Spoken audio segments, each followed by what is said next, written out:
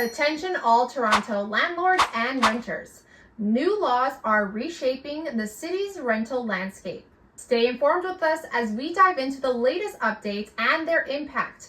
This is the Moving to Toronto Real Estate Market Report. Let's get straight into it. Hey, it's Amanda here with the Moving to Toronto team. If you're thinking about moving to Toronto or the surrounding suburbs, go ahead and click that subscribe button right now so that you can be the first to be up to date with what's currently happening here in Toronto. We love helping people just like you who are looking to make that move to Toronto. So whether that's in 9 days or 90 days, reach out to us. All of our contact information is down below. Toronto's councillors have just voted in favor of a brand new motion intended to further protect tenants in the city, particularly from renovictions. Renovictions refer to a practice where landlords evict tenants from rental properties under the pretext of extensive renovations or repairs. This process sometimes is used as a means to remove tenants who are paying lower rents in order to re-rent the unit at higher prices. This proposal takes inspiration from nearby Hamilton, which is imitating a special bylaw applicable to landlords who are looking to renovate a rental unit. Under Hamilton's renovation, license, and relocation bylaw, property owners have to take additional steps when they're issuing an N13. This is a notice to end a lease in order to renovate, demolish, or convert a unit for another use. N13s already come with a list of requirements, including the landlord needing to give the tenant at least 120 days notice of the work, and that they offer the tenants the chance to move back into the unit in the case of repairs or renovations.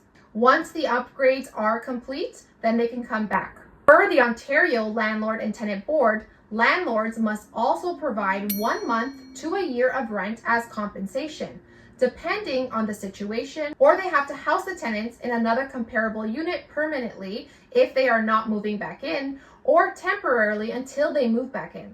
A city renovation bylaw adds additional layers to this. In Hamilton, it dictates that landlords must apply for and secure a special renovation license. This is at a cost of $713 per unit within 7 days of delivering an N13. This license is contingent upon the proper documentation, which includes approved building permits and an engineer's report confirming that the renters have to leave the premises for the work to take place. The bylaw also enables the city to issue steep fines for landlords who don't take the proper steps. This is up to $10,000 for individuals and $50,000 for corporations. Hamilton bylaw enforcement cites a 983% increase in N13s from 2017 to 2022. It's unclear which ones were made in bad faith.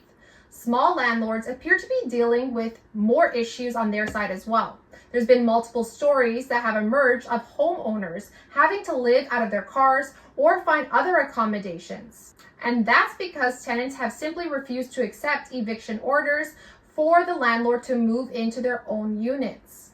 Some have also been dealing with months in unpaid rents for this or other reasons, as they continue to pay a mortgage, which they cannot do anything about due to the backlogs of tens of thousands of cases at the Landlord and Tenant Board, an issue that both landlords and tenants seeking justice have had to deal with, some of them without a place to live in the meantime. Toronto saw a 77% surge in landlords seeking to evict tenants so that they themselves can move in last year. This is likely due to rapid declining affordability in the city. But if a tenant refuses to leave or a landlord takes this route in bad faith, it is now many months before the affected parties can secure a hearing at the board to deal with this issue. These new laws help give tenants that extra security of not having to worry that they're going to be randomly re-evicted at any time. But at the same time, it makes being a landlord harder, especially for landlords who are truly doing these things out of good faith.